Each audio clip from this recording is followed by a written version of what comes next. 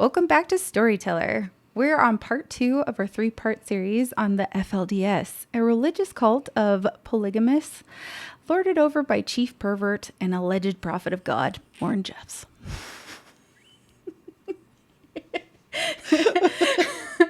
Okay. Thank you for being here.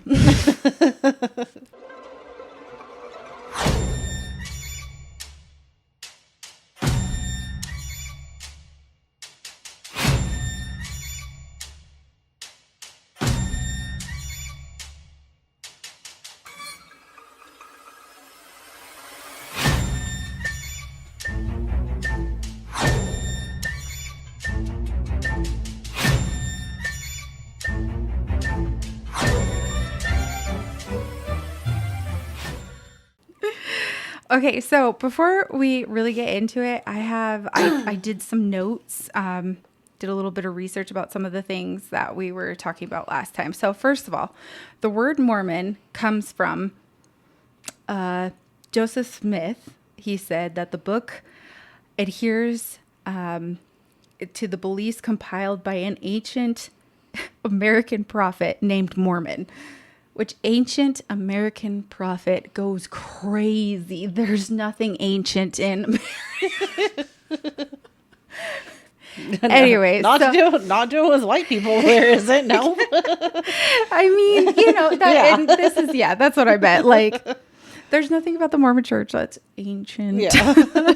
So, that's how that came from. Okay. The salamander thing is, and we did kind of look this up. It is a document that was forged and created by document forger Mark Hoffman. There is a documentary on this on Netflix on Mark Harmon and all the. He was just wild and he was a menace. So he forged a document saying that a salamander told Smith where to find. So the letter was supposed to be an 1830 correspondence from Joseph Smith, saying a white salamander, racist, spirit was guarding the gold plates and physically struck Joseph Smith. So the salamander was throwing hands. Because that tells you right there, like, you don't want him to touch them. Like, did the angel tell you to come here? Angel Moroni. Ebenezer. Moroni, that's right. Nafif, I don't know. There's lots of, Hoffman created this letter to add provocative details to Mormon history, hoping to stir up controversy and potentially harm the church's reputation. Okay, that's what I was actually wondering, if he was Mormon himself and he was like trying to garner interest in the Mormon, but so he was trying to I think it was turn a people little bit against of everything because he was Mormon. So I think he started in this being like, oh, there's a, I can make some money with these documents. And he'd be like, I went on this trip and I found this crazy document. And it turns out he was just forging them. And then as he kind of went along, I don't know if he exactly started out this way, but as he went along, he was like, I'm going to mess some shit up. I am going to stir the pot. Yeah. So that's where the salamander came in, because I was like, wait, there's something with a salamander. So, and then just before we get into everything, I want to, because I don't know if I explained this in the first one, like, why do these people want so many wives? Why? Well, their belief is that allegedly Joseph Smith said in a priesthood meeting in like 1884 that to obey the higher law, they must have at least 3 wives, living wives at once at the same time, and that anything to the contrary was a damned wife. So the polygamists really ran with this, and they were like, you have to have 3 wives at least just to get to one of the highest planes in the celestial kingdom. And if you get even more wives, you can start making galaxies and have spirit children. In one of the documentaries, they're asking an ex-FLDS about this, and they're like, what about the women when they get there? And he's like, we were never taught what happens to the women.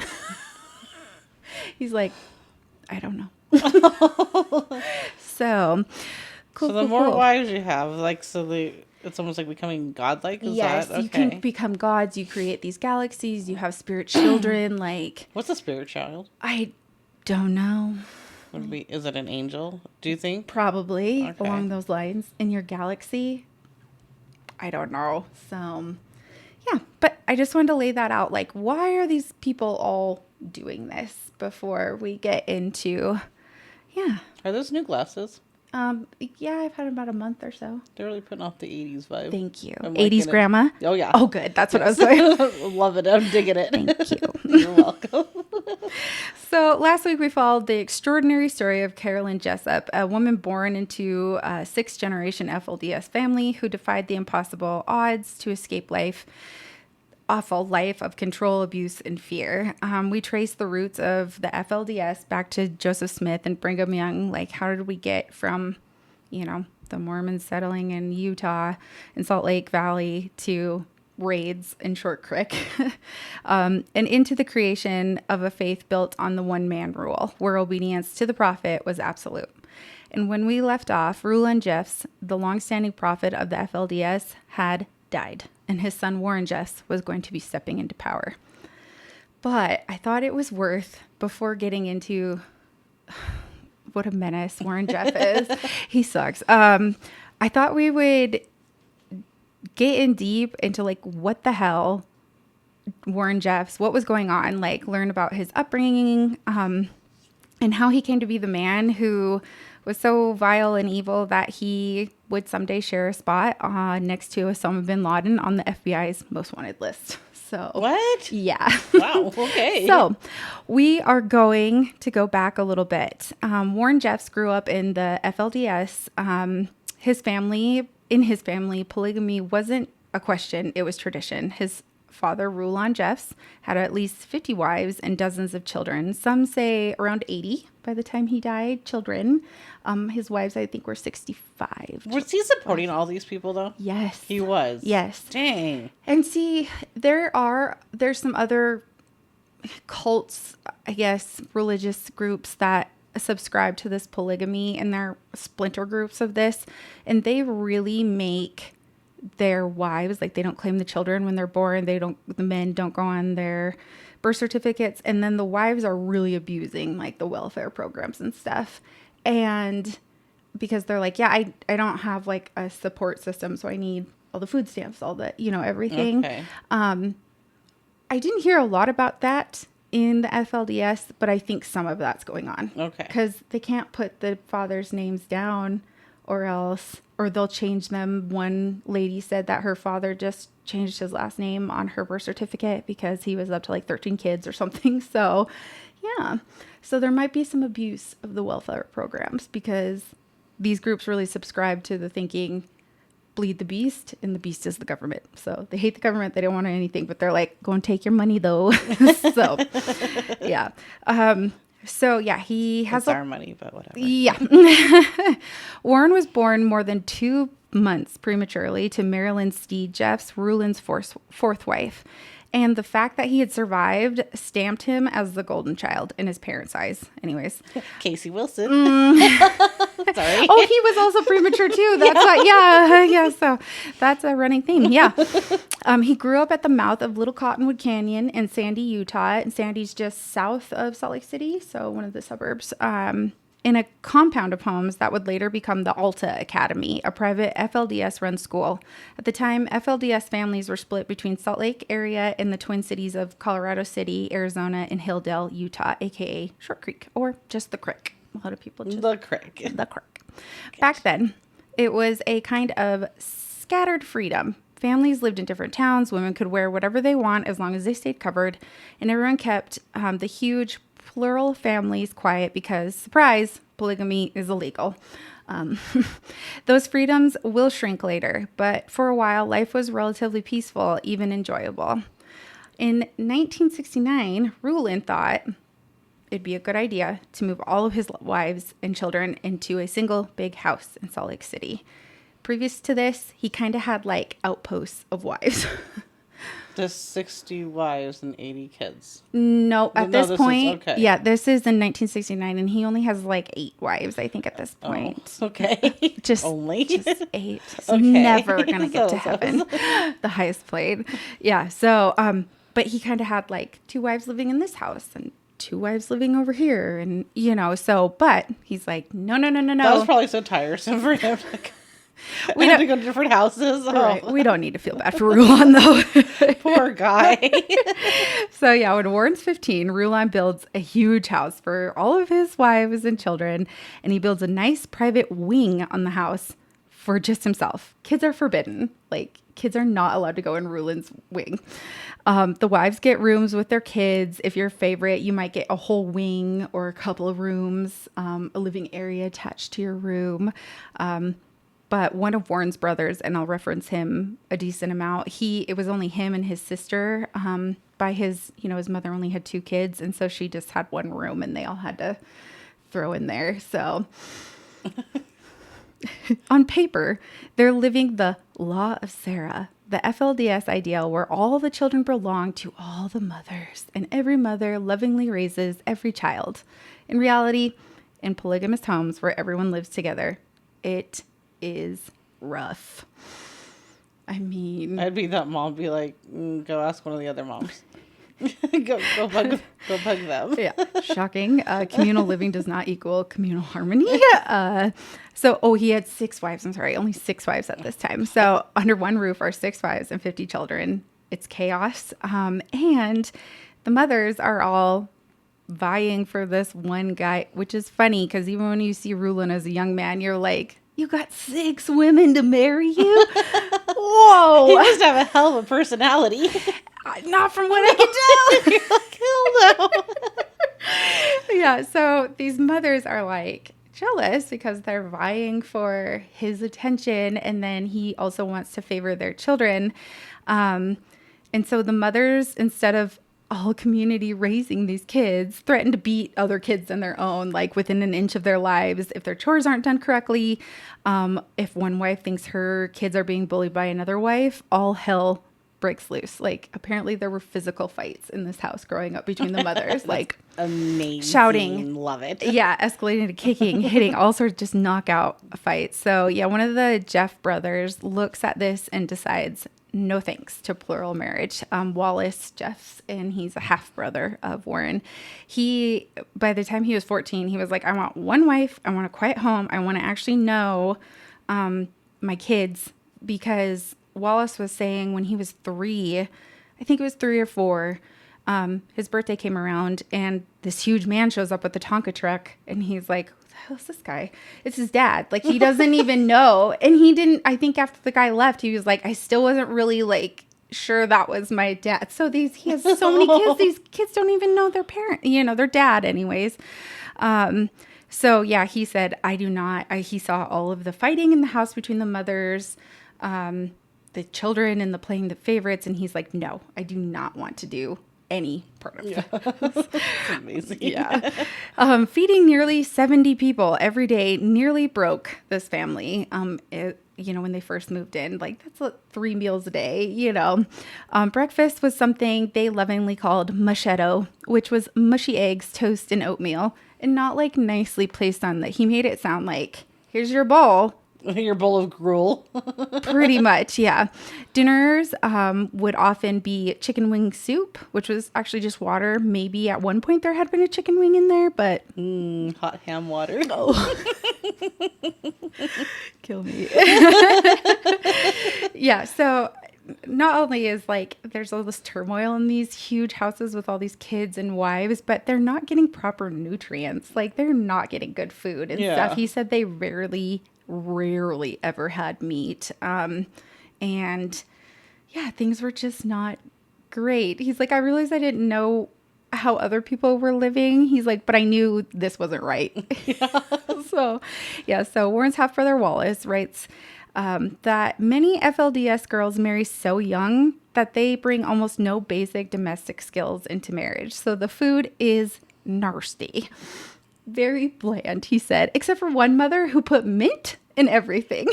Apparently mint is what she landed on, and she was like, this goes good with everything, I love mint. I'm not one of those people that are like, mint chocolate chip tastes like toothpaste, like none of that. I like mint, but thinking about it just in everything, especially when you think about it with mushetto. Mint oatmeal. Eggs. No, there's some things that, like mint and pork chops. Sure. But that's about it, I think. Yeah. I think mint goes well with pork. And in desserts sometimes. Yeah, desserts. I think of, yeah. So.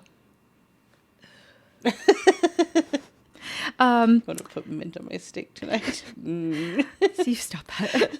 Worse, sanitary cooking was optional. So they didn't learn how to cook. They definitely didn't learn how to cook safely or like raw chicken. Is that what we're talking about? Like, go to like. Yeah. But then also like finding gross stuff in the meals, like Band-Aids. Ew. Hair. Mm-mm.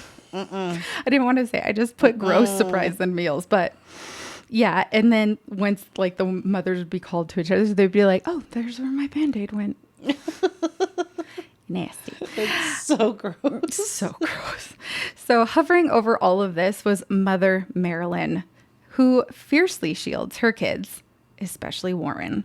If she thinks someone mistreats him, she goes straight to Rulon, or she handles it personally. And Wallace, Warren's brother, said that she was a very tall woman. I have seen pictures of her. Horse-like teeth is how I would say. I'm not trying to like rag on how they look. I don't, but apparently she didn't brush them teeth. So when you were getting yelled at, you were just like fainting, dying from. Yeah. I think the mint in the food would cover that up. No wonder somebody was using mint all the time. Mother Marilyn was. Even Warren's full siblings were afraid to report him, even to their own mother, because all of the other children, they would get punished and he wouldn't. Like Mother Marilyn especially would be like, I think you did that and you feel guilty. So that's why you're saying Warren did it. Well, maybe if the other children had almost died too, they get the special treatment. You guys should really work on that. But Marilyn sells her children as the chosen seed. So there is this line of thinking in Maryland, and I can't remember exactly how they came to think this, but in the Steed family, they were like, somebody from the Steed line is going to be prophet one day. So Marilyn's like, it's one of my kids. So she lords that over all the other kids in the family. So not only is like Warren elevated, but all of her kids are to a certain extent. Nightly, she would gather her children and tell them, get close to your father. She was certain that Rulon was going to become the next prophet. And after him, it would likely be one of her sons, because she had spent decades being like, yeah. This is honestly like old-timey royal family stuff. Seriously, and everything. Yeah.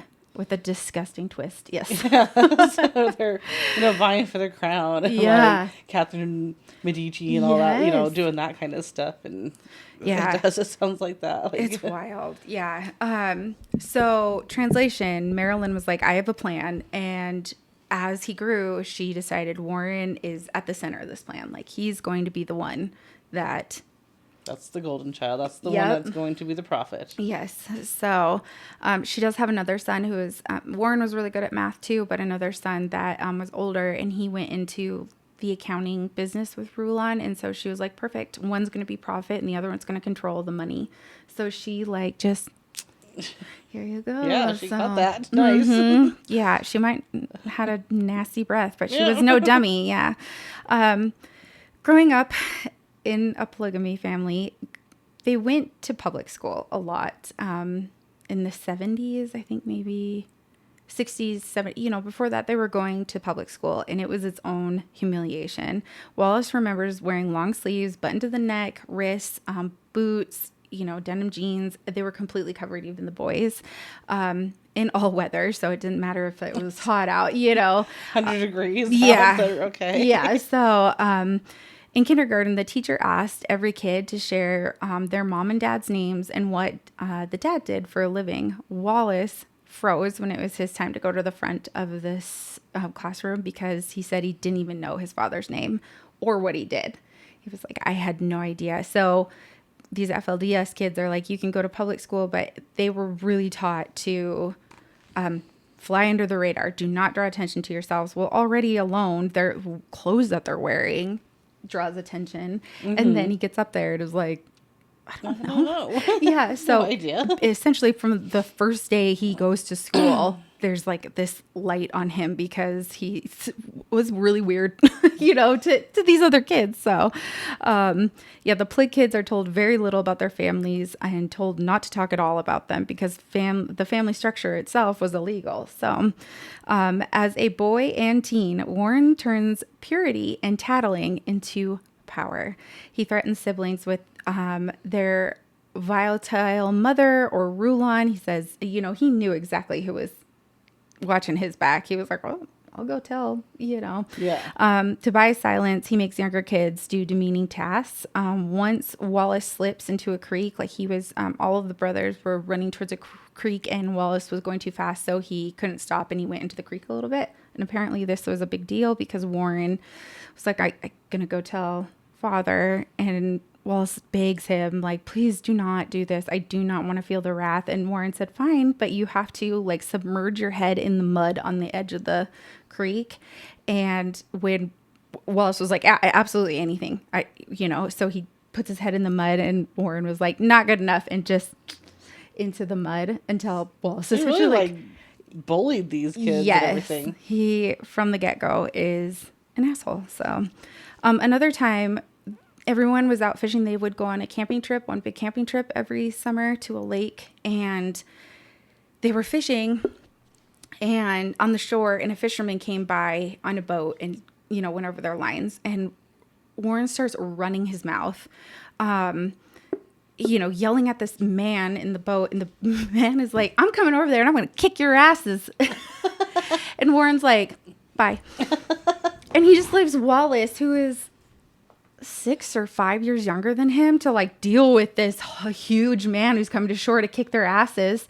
And Wallace, I guess, froze because he was just leave too. Yeah, I guess he was so scared he couldn't move. He said he was like, and this guy comes to shore and is like, brother's a fuck. I'm not gonna beat you up. Don't be like your brother though. Yeah. And so the fisherman spares Wallace, and Wallace learns from that very young age, following Warren blindly is very dangerous. So, on paper, Warren is a wholesome nerd. Jordan High School Yearbook, 1972, class of 1973, shirt, tie, horn-rimmed glasses. He's the top 10% and top 3% academically. Inside the home, siblings figure out the real rule. Warren never gets punished. We do. So entitlement is installed in him his whole childhood. He can do whatever he wants and there's no consequences. Meanwhile, Rulon preaches imminent destruction. That was a big theme in the FLDS, still is, I guess. They're all just readying themselves for the end of time all the time. Yeah.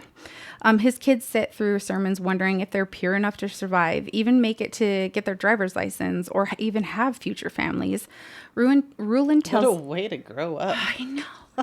Living in fear all the time. I mean, they lived in fear at church, listening to their dad. They lived at fear at home because everyone's fighting, or they're about to get punished for something Warren did. So or do they believe in like the apocalypse? Yes. That's like the 4 horsemen, like that kind of apocalypse? No, a little bit different, but I will explain it. And all that. Okay. No, we don't have all those fun things. They have something different. Yeah. Yeah.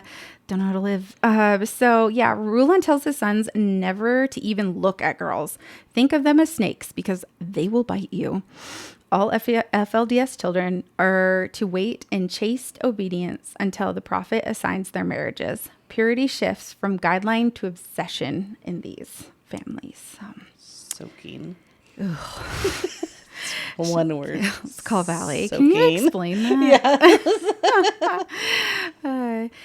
So by the mid-1970s, Warren Jeffs had already carved out a strange little kingdom for himself, one that was made of chalk, dust, hymns, and absolute control. Before he became prophet of the FLDS, before the desert compounds and the FBI wanted posters, he was Principal Jeffs. So, after working briefly as an accountant with his father, Rulon kind of pitched Warren being this principal, or at least a teacher. I think he might have started out teaching math. It's kind of hard to understand if he was a teacher for a while or if he just went straight to being principal. But essentially, Rulon got Warren in there. And Warren took a new job in 1976, the year he turned 21, as principal of Alta Academy. And that is the private FLDS run school at the mouth of the Little Cottonwood Canyon in Sandy, Utah. So their old house that Rulon had initially built, they turned into a school. Okay. Yeah. Students say that he taught math, history, and church history and led devotionals every morning. One former student remembered he was very good at math. You could even call him at night if you didn't understand the homework. So on the surface, a diligent teacher, but underneath that is the making of a tyrant, because he's never been punished for anything, and now he's in a leadership role. So, Of course, he treated that with respect. And yeah, in 1977, at just 22, Jeff does finally marry his first wife, Annette Barlow, the first of what would eventually become nearly 80 wives. I think his final count was 78. Jesus. 78. I don't even know 78 people. Nah, no. Awful. Yeah. Oh. He remained principal for 20 years, and those 2 decades tell us everything we know, or everything we'd need to know, about how he would later rule as the prophet. So, students describe him as rigid, watchful, almost fanatical about discipline. Surprise, surprise. Girls were chastised for cuteness. They were told to keep sweet, never talk to boys, never show a bra strap, and to wear their hair exactly right. He'd sneak up behind them, whisper in your ear, "Are you staying sweet?" Oh, no. One of his own sisters said that he made this rule where your fabric had to be loose enough that he could pull it an inch away from your body. So, one of his own sisters said that he checked her dress for extra fabric, and as he did it, he was like, so he's one of those ones that, like, married, like, 14-year-olds and stuff, and, like, was basically a pedophile. Yes. And used the church to get away with it. Oh, yeah. Okay. Gross. Yeah. He went all in on that. Yeah. He'd often be seen hugging 12-year-old girls or draping his arm over their shoulders, explaining that 12 was a blessed age. So it was okay for him to do that kind of stuff, because he said the Virgin Mary was 12 when she conceived Christ. So it's okay for him to be a pervert. So they do believe in that stuff. See, I guess I just need to know more about Mormonism. It's almost like a form of Christianity, but not. Yes, because there's a lot of like the same stuff going on, and then it veers off, I think, a little bit. So they do believe in Jesus Christ, but then whoever is the head of the Mormon church is like the prophet still. Yeah, so I don't know. Yeah, does the Mormon church have prophets too? There's a prophet like going on, and then they have bishops and everything. I think so. I do remember you saying something about a bishop. Yeah. More research. Oh, I can look into that. Yeah. So while the girls are getting felt up because they are like the Virgin Mary at 12, boys got the opposite end of the spectrum. Yardsticks, pointers, leather belts. One student said he watched Jeff hang a second grader upside down by the ankles to shake the evil out. Jesus. When he wasn't like physically controlling the students, he was controlling the curriculum. The school's curriculum focused heavily on FLDS doctrine. Students listened. Well, it is an FLDS school, is it not? Yeah. Okay. Yeah. No. Yeah. But I was like, wait. But they didn't. Yeah. I think when it first started, like they had Gentiles books in the because one girl was like, I really loved encyclopedia. I can't remember. Like a series of kids books. She was like, I was obsessed with them. Okay. And then they take all that out. So there was a transformation where it went from like some things of the outside world to nothing. Okay. And it was all under Jeff's. Yeah. Students listened to Jeff recorded sermons, writing reports steeped in racist and sexist ideology, because Warren Jeffs is hella racist and he's a pervert, so of course there's some sexist stuff going in there. So so they'd have to listen to his sermons and then write reports on them. So all around good guy. General education was deliberately narrowed. U.S. history stopped at the Constitution, the moon landing, hella fake, and dinosaurs completely made up. Never heard of them.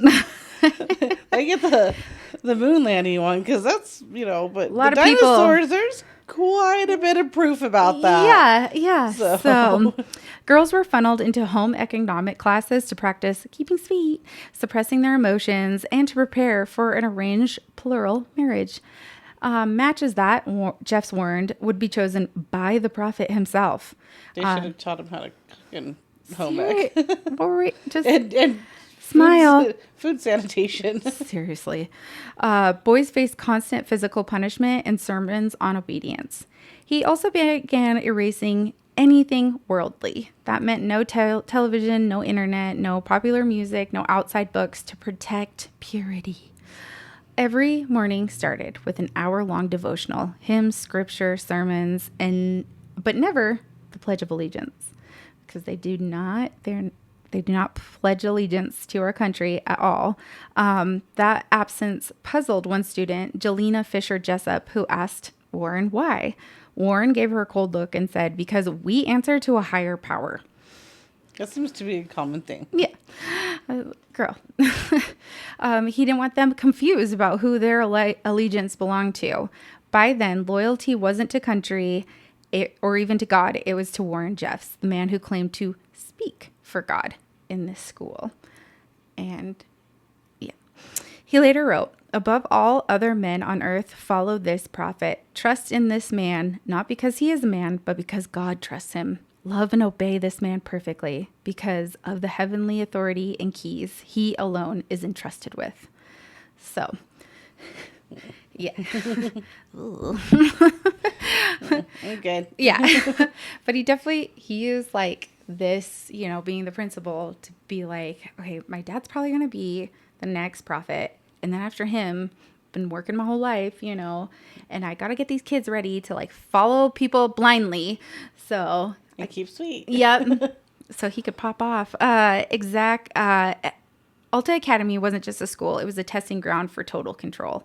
He expelled students who questioned him, shamed teachers who disobeyed, and by 2000, he issued a church-wide order: remove all FLDS children from any public school. So if they weren't going to the Alta Academy, or eventually they'd open one in Short Creek, he was like, get them out. There no more outside influence at all. From then on, education would happen only under the church's authority, or his, essentially. And in that environment, the secrecy, the power imbalance, and the absolute obedience wasn't just for indoctrination. It became his first playground for abuse, besides the physical one.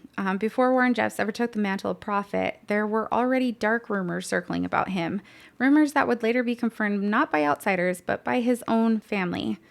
And this next portion is difficult, but it is necessary to understand the scope of who he became. So just trigger warning. It sucks. Even as a young man, allegations of sexual misconduct and abuse followed Warren. Husbands of his own sisters. So I think all of the things that I watched, I think he raped or sexually assaulted at least 4 of his sisters. Okay. Yeah. Would say publicly that Warren had been abusing his sisters growing up. Another documentary that I watched said that the girls would have to cover their windows in newspaper because he was like a peeping Tom from... It seems like when there's a large family like that and stuff, that's a kind of a common occurrence. The brothers sexually assaulting the sisters and stuff. And why wouldn't Warren when nobody's like... Yeah, especially when there's absolutely... no consequences. Yeah. Yeah. What did you do to entice him? Oh, yeah. Were you wearing something provocative? Did you show your ankles? Was your top button not buttoned? Dead ankle. His brother Wallace, who we've talked about already, and who Warren would later cast out of the FLDS, wrote a book about their childhood, and it is very interesting to hear, because you hear a lot about Warren after he becomes prophet and all the shit he was up to then, but the stuff from when he was growing up is fascinating. So Wallace's book is pretty good. He shares a chilling story. He had one full sister, Wallace did, and she told him that Warren had forced her into sexual acts. Warren says that after a lifetime of staying quiet, he finally snapped and went to their father, Rulon, enraged. He was so pissed. And Rulon said he already knew and that he would handle it. Wallace never saw any consequences for Warren because there were none. Yeah. Nothing was done. Yeah. And that silence, that willful protection becomes the pattern that explains everything that is about to come next. So while being principal at Alta Academy, you need to understand that the level of family complicity, you see how Alta Academy, a school full of young children, many of them his own relatives, became Warren Jeff's very first unchecked playground. He went full force in there. Inside those walls, surrounded by students who believed he spoke for God, Jeff began abusing boys and girls, including his own children. His daughter, Rachel Jeffs, and Rachel has a very good book. I'll put all this in the show notes. And Rachel actually lives, she's not in Montana, but she's northern Idaho. So it's Coeur d'Alene area type of deal. Yeah, even like almost by Canada. Okay. So yeah. She has escaped FLDS. She wrote a book about her life, and she says that Warren began abusing her at 8 years old and continued almost weekly until she was 16. He deliberately never went all the way, she writes, not out of restraint, but to avoid getting his own daughter pregnant and exposing himself. I hate him. He weaponized religion in the most twisted way possible. Rachel says he told her that crying meant God was displeased with her when he would abuse her, and that if she told anyone, she'd be damned and lose God's favor. He essentially told her, like, I want you to have a good life, but if you run in your mouth, you will not have a good life. And that's so true when he's in control of everything. Like, he's going to control everything about her life going forward. So she stayed silent. Eventually, as a teenager, she did snap, and she told her mother one night. And her mother stormed out of the room to confront Warren. And Rachel stayed in her mom's room all night waiting for her to come back. And the next morning, her mother returned and said nothing. It was never brought up again. And the abuse continued for 3 more years. Yeah. That's interesting. I wonder if the mom was just putting on an act, like maybe she actually knew and she was just like acting enraged. Yeah. Or was something said to her by him that made her be like, like. Yeah. I think she was probably just a scared, afraid of him as the kids were. And so he probably was like, oh, if you question what I'm doing, you're like questioning God, so. Yeah. So much brainwashing. Oh, My goodness. It's so bad. Later, Rachel discovered that he had been abusing her sister, who was just 3 months younger than her, I believe, and a brother. In 2015, 2 more of Warren's children, Becky and Roy, who have both left the FLDS, told CNN's Lisa Ling that their father had molested them when they were young. Becky said something that cuts right to the truth. He realized he had so much power. I can do anything I want. And he did. And he went the wrong way with it. Mm-hmm. And it wasn't just his children. His nephew, Brent Jeffs, filed a lawsuit saying that as a little boy at Alta Academy, he was pulled from class, taken to a bathroom, and repeatedly raped by Warren and Warren's brothers. So he's got a couple of brothers. I think Lyle is one of them, and Seth, maybe. They're fucking perverts. Yeah, child molesters, too. So... yeah. The whole gang of them. Yeah. And they're all just super protected. They're like, we can do whatever. And Brent Jeffs was threatened with eternal damnation if he ever told anyone. So, yeah. Going to hell. Yep. Because once again, you brought it on yourself. Mm-hmm. Yes. This wasn't isolated. It wasn't a rumor. It was a pattern enabled by family silence, protected by religious authority, and enforced by fear. The world would learn later just how far this went. But even here, before he was prophet, you could see his doctrine clearly. Obedience through terror, purity as control, and power without consequence. The Alta Academy wasn't just a school. It was a blueprint for how Warren Jeffs would run an entire religion. Like, he just... stepped up, affected more people. So, in every horrifying decree he would later issue as prophet, you can trace it almost back to this period. These walls, these children, the belief that he could act as God without accountability. And next, we move from the classroom to a whole community, where these same tactics get scaled to entire towns and thousands of followers. This is where Warren Jeff learns how to unite, isolate, and reorder a religion around himself. So, as I mentioned, he married his first wife in 1972. And then his second wife, I believe, is her sister. And he married a lot of women from like the same family. I think all of their last names were Barlow. But by 1997, Warren Jeffs already had 6 wives. So each one was carefully chosen, each one expected to embody the complete obedience to the prophet in waiting. And behind the walls in his home, the holy man who preached purity and modesty was committing acts that were anything but sacred. He told his followers that bodies were sacred, that they were never to be exposed or touched, and yet Warren did the exact opposite. Yeah. Unless he's touching on because... Well, he wouldn't even be like, well, it's okay for me. He would just, say one thing, do completely the other all the time. And that's what Rachel says in her book. She's like, you just told me how, bodies are sacred. And then you're like, abusing me. You are molesting me. Yeah. Yeah, so he did the exact opposite, exposing himself to his own children and forcing them to touch him, all while calling it divine instruction. He controlled every detail of everyone's lives, so his wives and his children, how they dressed, what they smelled like, how they wore their hair. One day he discovered that one of his daughters, a teenage daughter, had used deodorant, and he completely lost it because he's like... he screamed that his daughter should never smell good. That was a huge thing to him. He was like, you will entice men if you wear that highfalutin deodorant.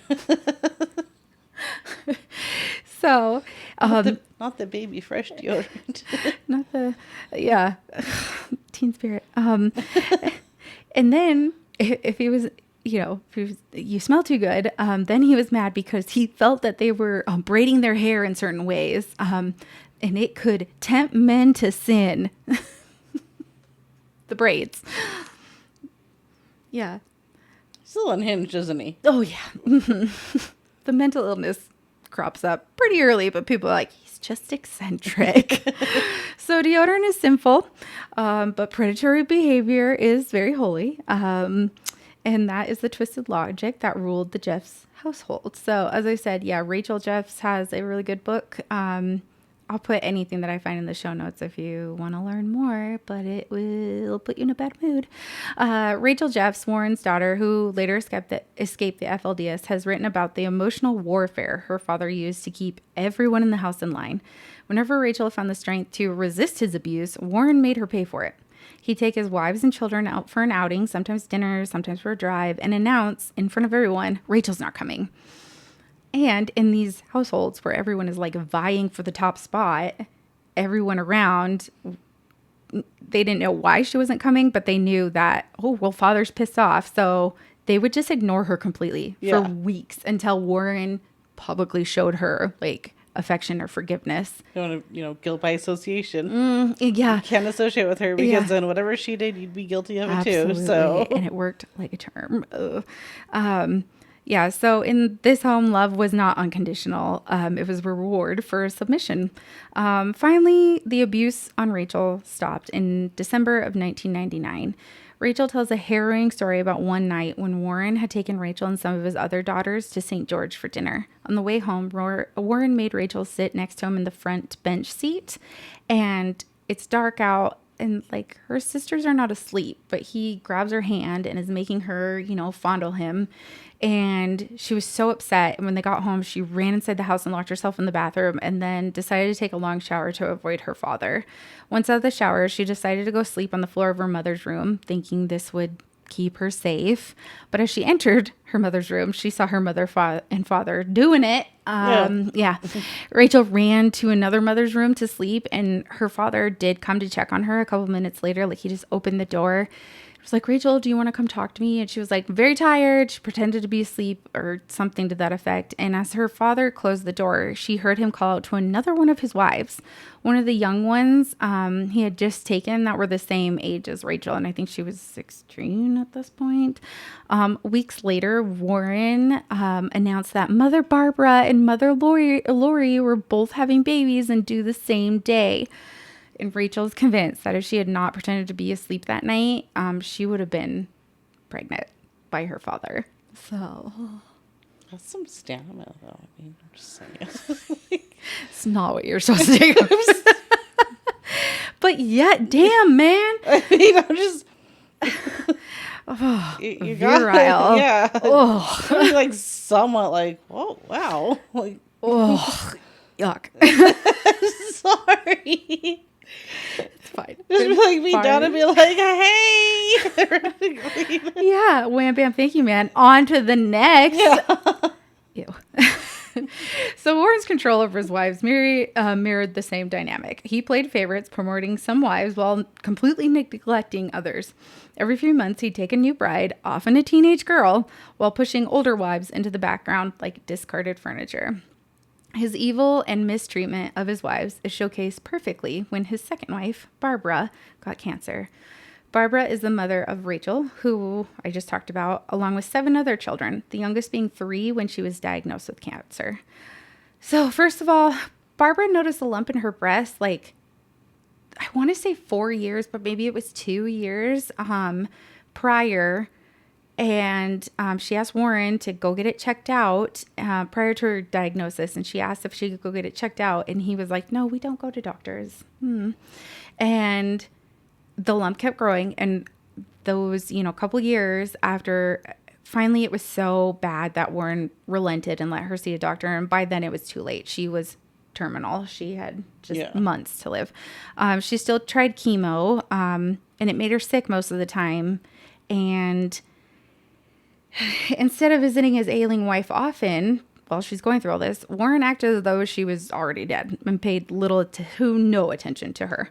In a final devastating blow, Warren took Barbara's 3 youngest children away from her, not even allowing them to talk to her by phone. Eventually, he would relent as her life came to a close and sometimes allow Barbara to communicate with her children. And when Barbara finally did pass away, Warren led her funeral, and he made it sound like she was this awful woman, rebellious, and that's why she died. And oh my God. Yes. So in her eulogy, he's like, she was asking for it. She didn't do what I told her to do. Yeah. And so in her, eulogy doing this, he rushed her funeral. I think she died and the funeral was the next day. So some of those kids that he had scattered, taken away from her, couldn't make it, or I know a couple of them didn't get to see her in time before she passed away, while she was still conscious, because he was like, you need to go back to Short Creek. And they got almost there, and then he was like, nah, you can come back and see your mom. But by the time she got there, she was unconscious and passed away hours later. So he sucks. He's the worst. Then he wrote in his teachings, he just wrote everything down, and they were all supposed to listen to it, how God had answered his prayers and brought forth Barbara's death. So he put that down in writing. Was it because she was misbehaving, or was he trying to get sympathy? I knew that she was suffering, and so his I just didn't want her to suffer anymore, so I prayed to God for her death. No. He hard Hell no. No. He actually said that he was glad that she died because she was not going to be strong enough for the trials to come. But her kids are he was excited she died because she was smart and totally would have questioned him when he started, taking younger and younger wives. So they're it wasn't because she wasn't strong enough. It's because she would have called his ass out. Yeah. So. For being a pedophile. Yes. That he was. Yes. So, yeah. By September 1998, his father, Rulon Jeff, suffered his first stroke, and Warren seized his moment. He claimed he was consulting with Rulon on church matters, but in truth, he had cut everyone else off. No one, not even Rulon's other children or wives, were allowed to speak to the prophet without going through Warren first. And just because you went through Warren didn't mean you talked to him. Yeah. So he became the gatekeeper of revelation itself, deciding who got to speak to the prophet and who got left outside. And that's when the power games turned very serious, very even more out there, not like they weren't already. Warren made it known that the easiest way to get right with the prophet was to get right with him. So he's like, oh man, I am you've got it, You gotta fondle me. Give me a little fondle and we'll see. A little tickle. Warren Pursley arranged. Okay, sold. Warren Pursley arranged marriages between his ailing father and hordes of young brides. I don't have the number in front of me, but this is so he could get to the highest. Like, he's like, my dad needs to get to the highest plane. I mean, maybe that's what he told people. Yeah, but he wasn't marrying him to just anybody. He was like, oh, are you super young? Okay. So yeah, hordes of young brides, teenagers, some of them barely 16, and every one of those ceremonies deepened Warren's power. Because if Reuben was the prophet, Warren was the prophet's right hand, and soon the only one who was allowed to speak to him.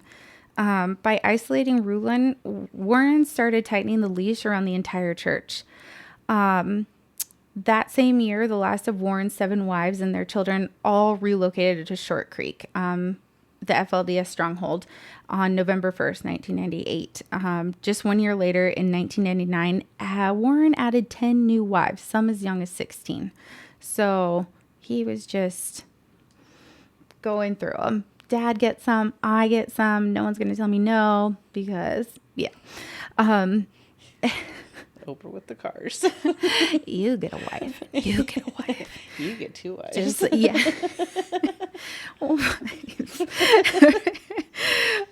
So I think I have it in here somewhere, but just to like make note of this, people were willing to marry their young daughters to this prophet who is steadily getting more batshit crazy. Like he's losing it. He has a series of strokes. He more and more can't even speak. Like I kind of touched on that in the first one, but everyone's like, oh, it's such an honor to have my daughter married to the prophet. Like, let's do this. Yeah. And so they'd be going to Warren, I'm getting on Rulon's good side. I think he doesn't know his ass from his elbow. But Warren seems happy. So that's great. So yeah, these people were like, hell yeah. Here's my young daughter. There's so many. I mean, yeah. So it's not like all of them are going to get favored. Right. When there's 79 of them. 78. 78. Yeah. Okay. And especially like towards the end where he's losing his mind. Yeah. He doesn't even know that he's marrying these people. Right. I mean, there's like pictures of him like on his wedding day and he's got like his oxygen in and he is like, there's this like 18-year-old girl. And I wonder how many of these marriages were actually consummated at that point in time. Like, it sounds like none. It sounds like mean. Some of them were, but not towards the very end. Mean. I don't think he was. There's in the Q Suite, the documentary. There's one of the wives, and I think she was one of the older ones. She was like 19 or something when she married the prophet. Gracious. They all look so young too. I'm like, oh my god, you look like babies. And she's like, the other thing, they don't have any idea what sex is. These girls are not taught. So they were like, this one was like, I thought you'd like kissed and made a baby. She's like, I had no idea how. So he's like, why don't you come into my room tonight and we'll do a little love making. And she's like, okay, you're really old, but okay. Other ones have been like, I didn't even know you had to touch to make a baby. I just thought like you got married and then your body was like baby. Yeah. And so but this one is like, yes, I go in there and he very unceremoniously like they have sex and it's awful, but then he like falls asleep afterwards because he's 9,000 years old. And hey, I fall asleep. Not during, after. And so she's like, sometimes, what the fuck just happened to me? She's like going through this huge crisis and he wakes up and is like, I need to go to the bathroom, and he can barely walk. So she's got to like take him to the bathroom, and then he doesn't make it. So he pisses all over himself. And she's like, that's when I was introduced to the blow dryer, which apparently was like just sitting there because he was always pissing on himself. So she's got to like dry him off with this hair dryer. And in the midst of this, she steps on his oxygen tank or his oxygen cord. She's like, he didn't like that. And there's another girl in this documentary, and she's beautiful. Her name's Rebecca Musser, and she has a book too. And she's just stunning. Like every period of her life, every time you look at her, you're like, damn, girl.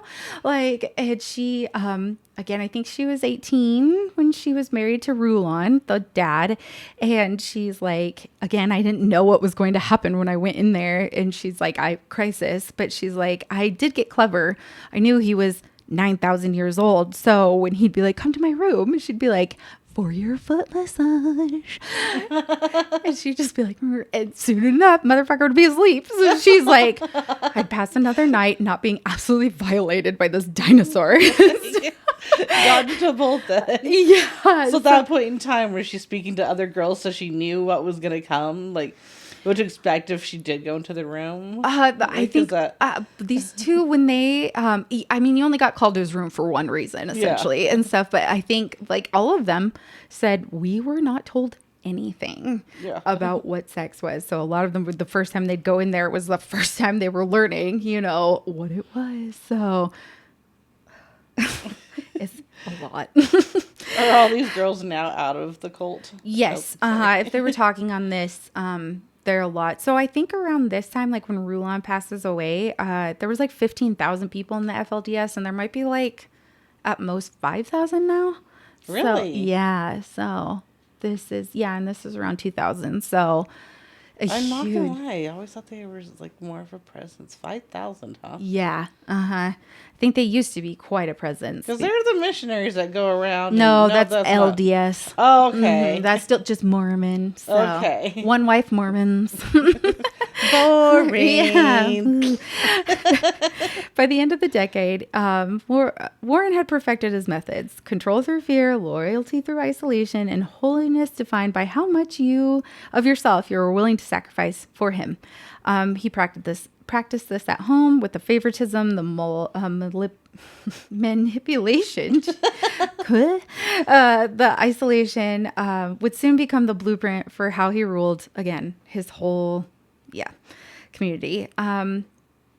And the groundwork for this was already laid for years before back at Alta Academy, where Warren learned how to run a community through fear, guilt, and blind obedience. Like that school, worst fucking job for that guy. Like, I'm in power. I'm going to test this theory out. This theory, sexual abuse is going unchecked. I can in power. Yeah. With around a bunch of kids. Yeah. So, and he was like, oh, that went great. Yeah. I got everything I wanted. When his father, Rulon, finally became prophet in 1986, other men in the church started jockeying for influence with Rulon. But Warren, pushed by his mother from an early age, saw it differently. He wasn't going to wait for power. He was going to build it, as his father was prophet. One of his brothers, Ward Jeffs, later said, all of us wanted to support our father and the church, but none of us pushed ourselves to the front. Warren did. He needed to satisfy his image of being as perfect as a man can be in morality. Okay. Even outsiders could see it. Rod Parker. Really low standards. I know. Practically on the ground. You guys could do some background checking. I mean, Rod Parker, an attorney who represented the FLDS church in those years, said Warren was strongly faithful. Rod, shut the fuck up. God. But that faithfulness was really fanaticism, a mix of paranoia and ego that thrived under his father's apocalyptic worldview.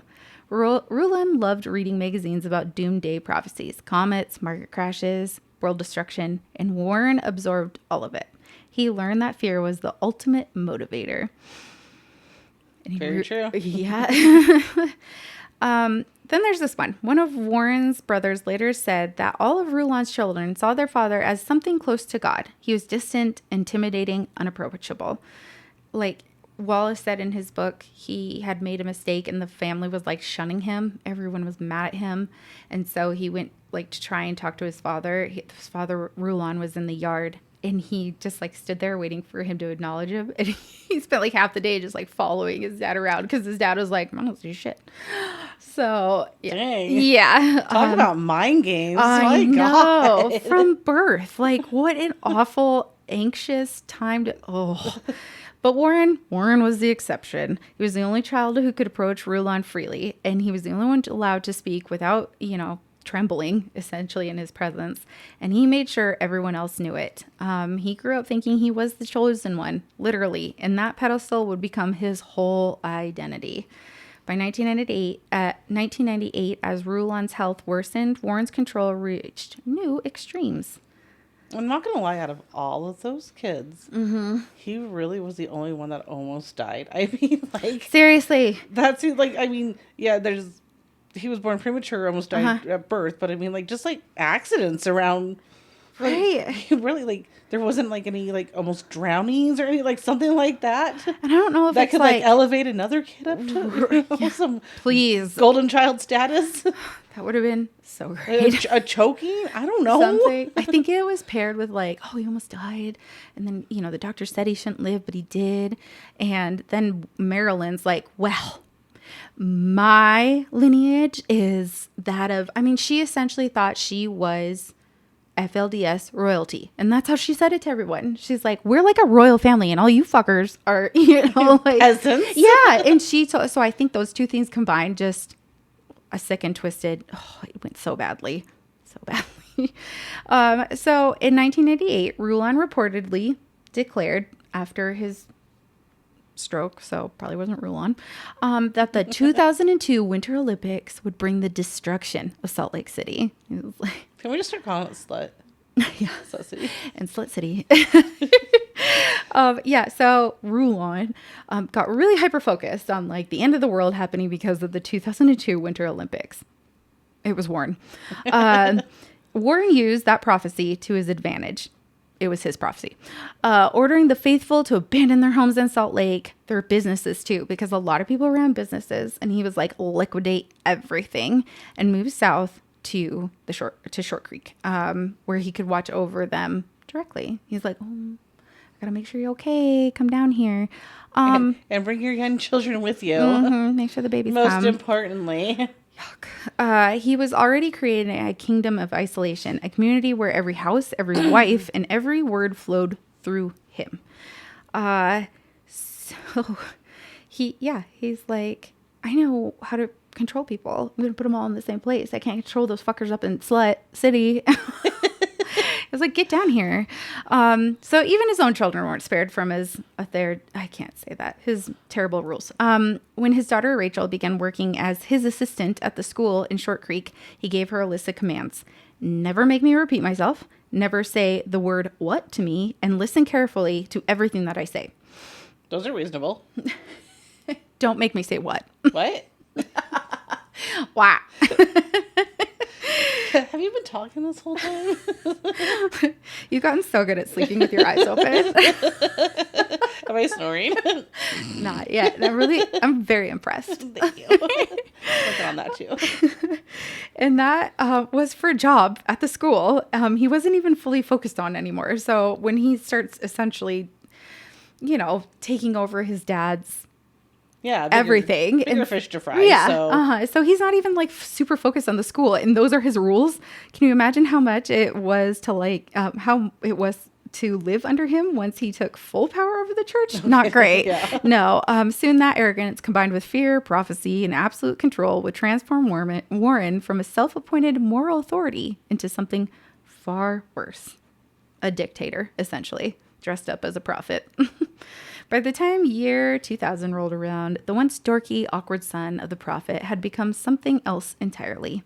Warren Jeffs had learned the art of control, not through charisma, but through manipulation. He had figured out what mattered most to people and then used it against them.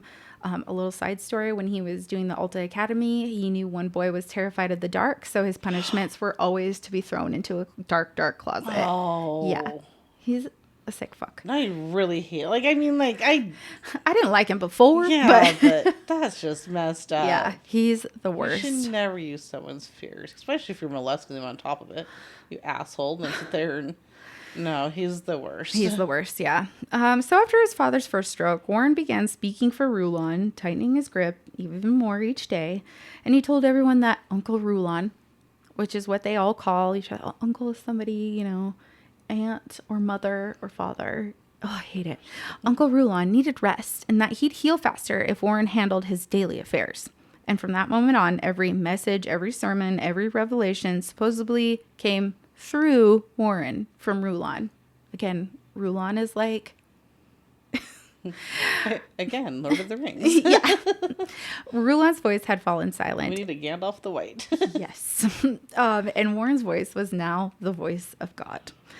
So, under Warren's guidance, the FLDS world shrank. By 2000, all children were moved from public schools into the private FLDS-run schools. By 2001, followers in the Salt Lake Valley were told to abandon their homes and move south to Short Creek, where Warren could watch over them more closely. He preached that television, music, videos, books were corrupting influences that would taint the purity of the people. Taint. That's from Bob's Burgers. Such 12-year-olds. We'd be Warren's type. He'd be like, you guys are immature as hell. Damn right. I junior high school boys over here. He said Tate. But he then told everyone to turn in their guns. Because nothing says trust me like disarming an entire town. Because when you strip away the guns, the media, the outside world, what's left? Blind obedience. And Warren claimed that it was all for purification of the people. But in truth, it was probably about protecting himself from the people. I mean, if you're going to do a hostile takeover in the next couple of years because your dad doesn't know his name, like, I wouldn't want people with guns either. I'd be like, well, it's even the playing field. Not protecting the people. That way the smart ones, they figure it out. They're not going to come after me. Yeah. So, it was not protecting the people. It was protecting the profit from the people. As Rulon's health declined, Warren's preaching grew darker. I mean, he did learn it his whole life about super dark end times. He described in graphic detail how the entire earth would burn, how every man, woman, and child would die by fire, except for the chosen few. So this is their theory. They don't have all of the fun stuff. Okay. But by fire. The whole earth would be set on fire. Okay. Those few, he said, would stand on a piece of land, lifted into the sky, saved from the flames, if they were absolutely obedient, pure, and clean. He told them, if the Olympics come to Salt Lake City, it will be the end of the world. And that only those who fled to Short Creek would survive, because that town, of all places on earth, was the holy ground that was going to float to heaven. Slut City. No, Short Creek. Short Creek. Yeah, okay. So you guys got to get out of Salt Lake because they're going to be on fire. You got to come down here, and then this little patch of desert is the one. If there's one person on that patch of land that's not obedient, does it fuck it up for everybody else? They wouldn't be on the patch of land. So just because you were FLDS didn't mean you were going to fucking go on the patch of the floating sky. Well, what if you were there and you didn't know that you were I think worthy? You just drop through the mystical floating land. Or do you just like burst into flames right there and flames still get you? Yeah. And people like, stop, dropping, roll. Instant cremation. I don't know that I never saw anything explain that. Okay. I do love that these religions are always like magic bad. You witch. And then are like, the Sky Island will save us. Go fuck yourself. God, I hate it. They're always like, oh, you're witchy. Let's burn you at the stake. And then they're like, a donkey told me she was witchy. The talking donkey over there. Yeah.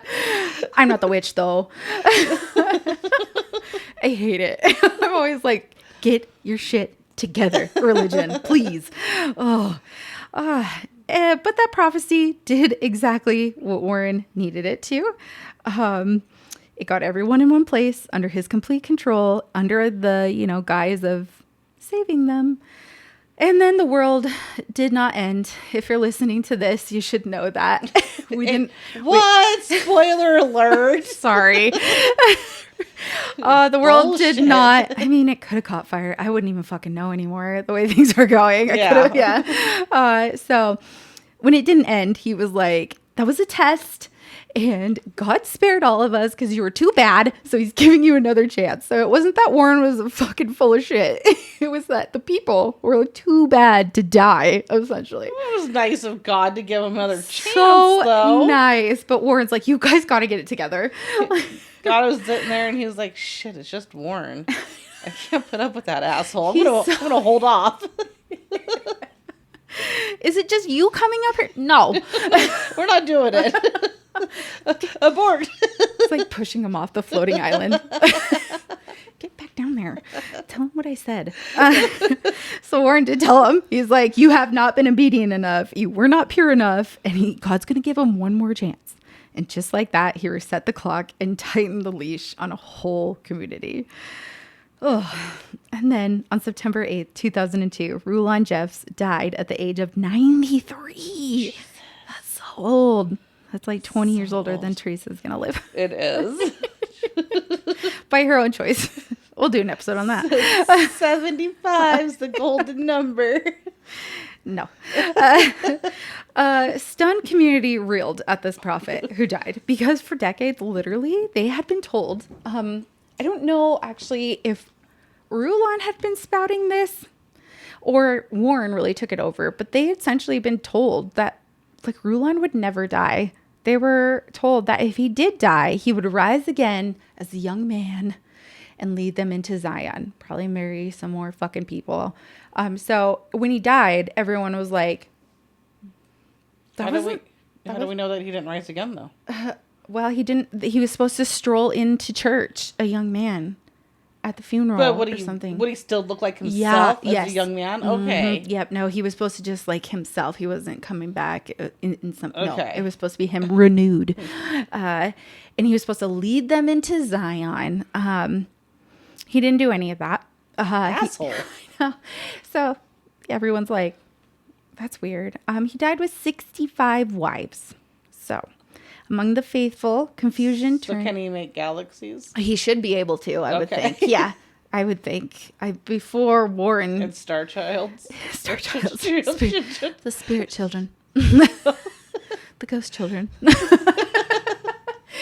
But they're all acting a fool up there in the galaxies. Witches and hippies, they all rolled into one. It's called the FLDS. Yeah. Spirit children are fine. But don't mix herbs, okay? Fucking witch. Definitely don't use anything other than mint. Rosemary is out of it. Yeah. Oh, God. So, yeah, the faithful who had been told this, confusion turned into fear. 15-year-old Elisa Wall later said that as they lowered him into the ground, she felt pure panic. Like she was watching it and she was like, fuck. She didn't say that, of course. She probably didn't know that word. If the prophet can die, then what happens to us? She was so confused. She remembers just being like, and that's exactly how Warren wanted them to feel. The funeral was completely controlled by him. He told all of his brothers and sisters, every child to rule on, that they were forbidden to stand next to their father's coffin. He was like, I'm the only one in the receiving line. Sit down. There's probably like 1,000 of them. I mean, honestly, that would have been a hell of a receiving line. Yeah, but he didn't, like, you know, he was like, sit down. So it was the first visible act of his new rule, separation, like setting himself apart from everyone else up there next to the prophet. And the optics of that are probably pretty powerful. In the weeks after his funeral, Warren began to transform from spokesman to successor. First, he said that it was his father's spirit speaking through him. See, he didn't die. He just like lost his body. We misplaced it for a minute. We did. We're looking to find it. He's taking some downtime. He's speaking through me. And then he said that his father had entered his body. And then soon after he declared, I am my father. So those were his steps to... He's speaking through me now. He's because the one that dies is the one that's supposed to name the successor, right? Yes. Mm-hmm. Yeah. And technically, Warren says that he named him successor, but nobody else heard that. Like there should be like a vote. I mean, it's like no, apparently not. Leaves a lot of room for nepotism at that point. Yes. Mm-hmm. Then he began quietly asking Rulon's widows, "Well, who do you think the next prophet is?" And most said, you know, like, you big dummy. Yeah. not everyone agreed. So Warren staged it publicly. In the next general meeting, he started calling Rulon's widows up one by one to bear testimony. They stood before the congregation and said that Rulon had appeared to them in dreams, confirming that Warren was the new prophet of God. And then one widow sealed it in front of thousands. Her name was Naomi. We'll talk about Naomi in the next episode a lot. She stood up and said, "Do you believe in Rulon Jeffs? Because if you do," and I'll play you one of these recordings, the way these women talk are like silky, sweet, childlike. Like do we believe in Rulon Jeffs? Stepford wives? Yeah. Is that what it is? You're like, do we believe in Rulon Jeffs? Sorry. Because if we do, Mother said. Father said, then we believe that Warren Jeffs is the prophet of God. And I need him to help guide me. And that was it. The transfer power was done. Not the revelation, but repetition. People heard it enough times that they started believing it. What else there to do? Yeah. You know? But Warren wasn't done. He hadn't just taken over his father's church. He had started taking over his father's wives. Gross. Remember how Warren... Property. Yeah. A lot of the guys that have left I'm having a stroke. The FLDS were like, yeah, we were just taught to treat women as chattel, which I had to look up because I was like, you're saying cattle wrong. I was like, they pronounce stuff weird in Utah. Chattel, which is just property. Yeah. And and that's really how they view it. So women, for sure. Awesome. Yeah. So remember how Warren had been collecting younger and younger brides for Rulon, even as his father's health declined? It turns out he had other plans for them. He wanted them for himself. Absolutely.